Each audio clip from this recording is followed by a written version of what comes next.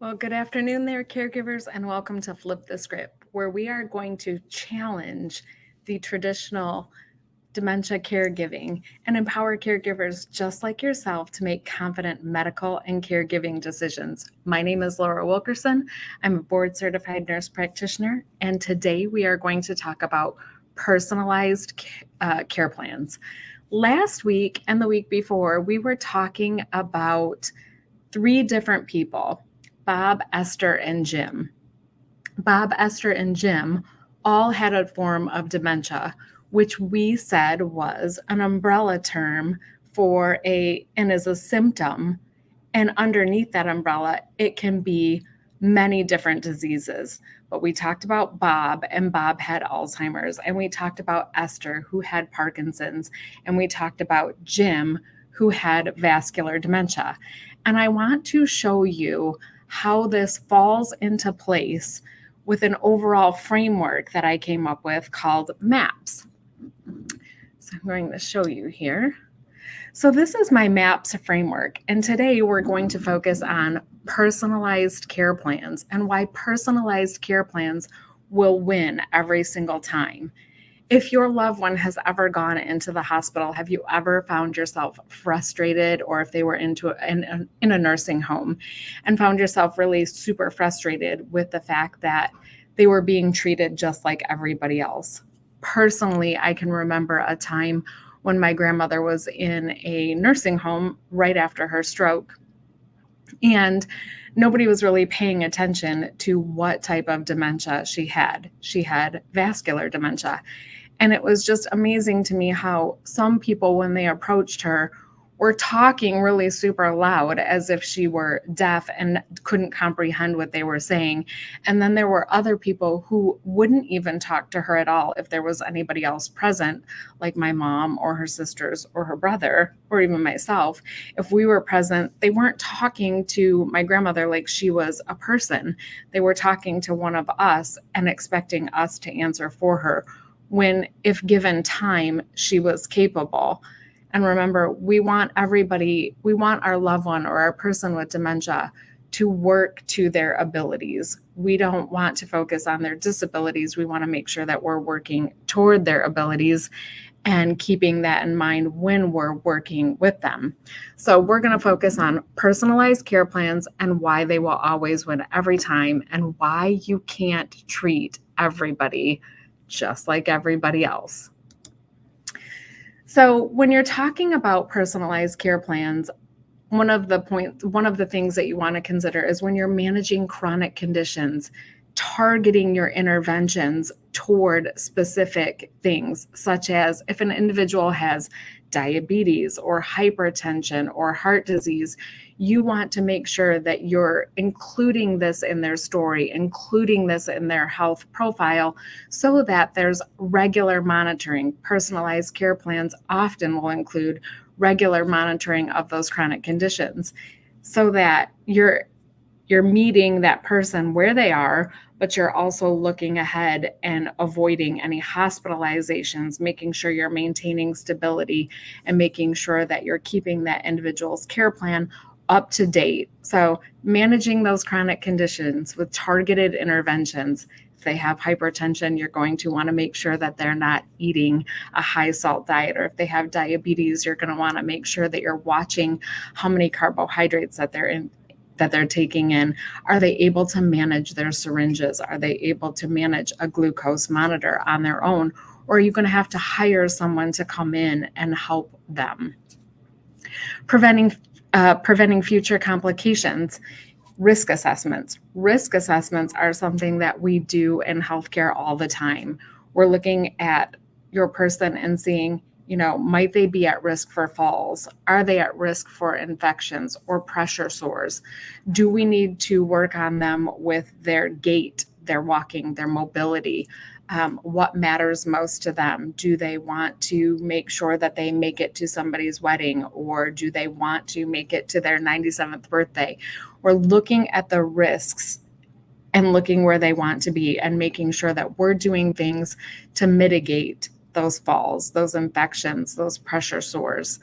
And what preventative measures can we put in place that are tailored to your individual, such as fall prevention programs, proper skin care, infection control practices. All of these things help mitigate any potential complications. And as opposed to being reactive and helping somebody, these are proactive approaches that we can initiate ahead of time. And this will enhance your individual's overall well-being, plus set you up for success in managing your person's care. Optimizing medical management. We're looking at customized medication regimens, making sure that your person is able and capable. Like I mentioned, if your person has a chronic condition such as diabetes, we're going to want to make sure that their medication treatment plan is customized to them, as opposed to, let's say, a traditional 3 times a day sliding scale that might just be what everybody starts with. Your person might not be able to comprehend a sliding scale.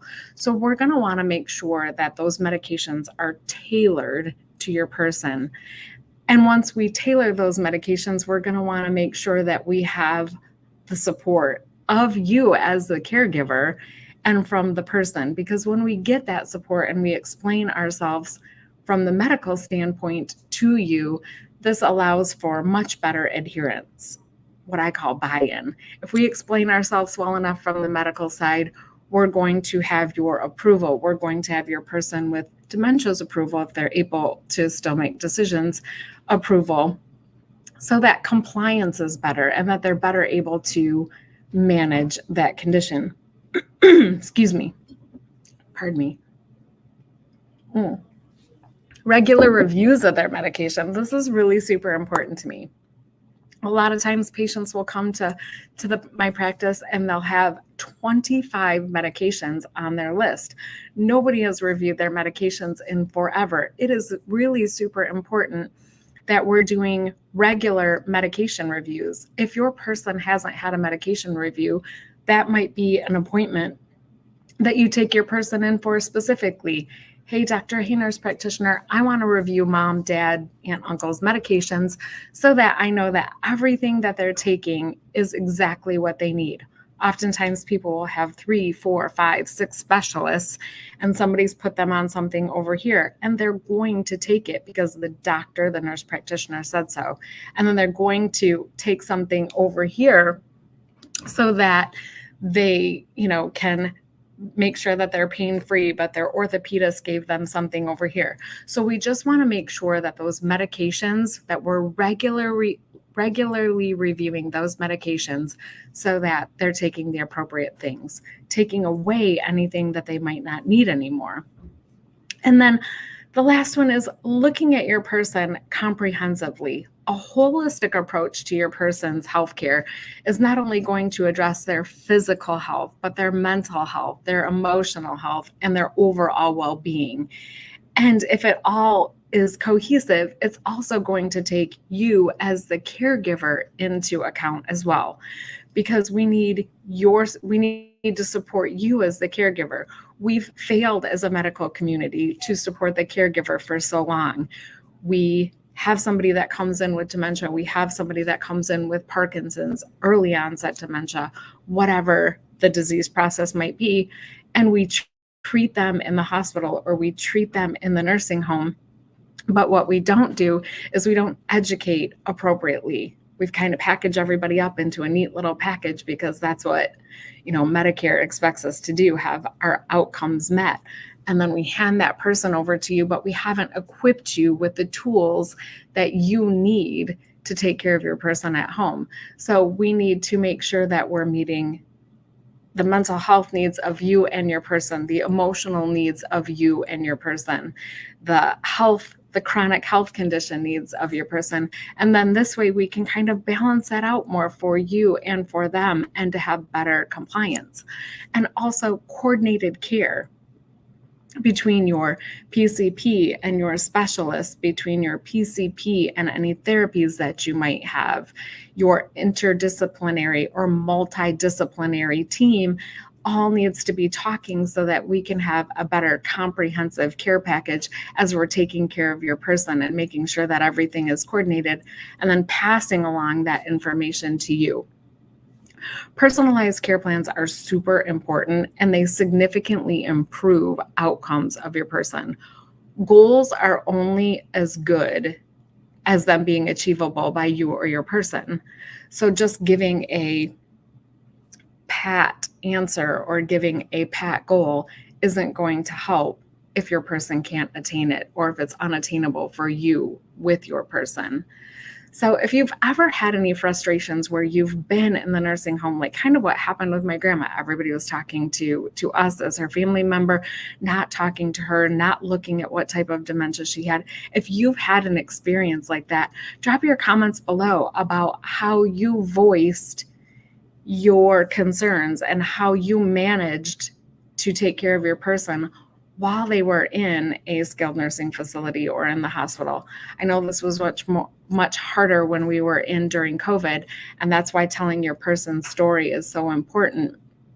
In this fall, I'll be running a mini course where we talk about putting together your person's story and how very important that is. And we'll go through an exercise that will get you to the end where you've got the complete medical history, where you've got their medications, and where you've got everything lined up and ready to go in the event that you're not available to go in, or heaven forbid, we all can't be there with our loved ones again, but the story is complete. And that's really super important. You have to have a complete story to develop a personalized care plan of care for your person.